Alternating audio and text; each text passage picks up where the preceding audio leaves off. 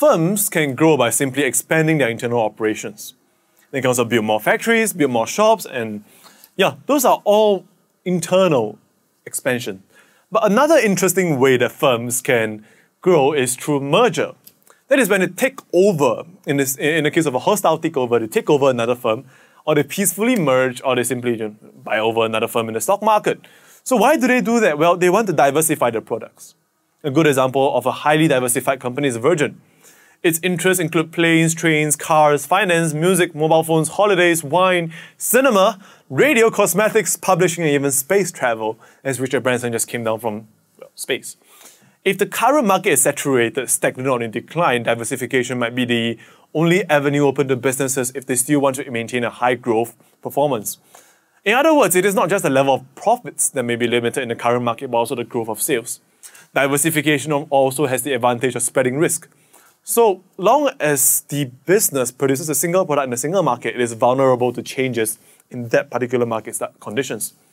So, for example, if a farmer produces nothing but potatoes, and the potato harvest falls because of, let's say, some potato disease, the farmer is ruined.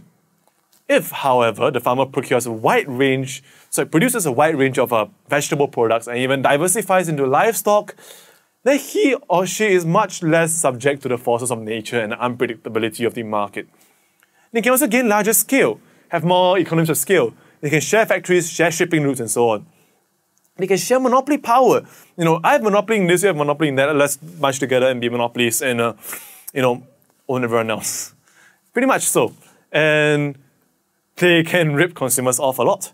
Or sometimes, because of mismanagement, a company becomes so cheap that that other people in the stock market just decide to take over them for its equipment, its patents, and other assets. And there are a few types of merger that can occur.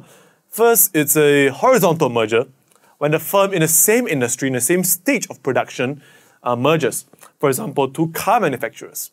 And then there's the vertical merger, where firms in the same industry, but at different stages of production, merges. For example, a car manufacturer with a car components part producer. Why would you want to do that? So you control the parts as well, you cut the middleman, and you save yourself money. You make more profits in the end.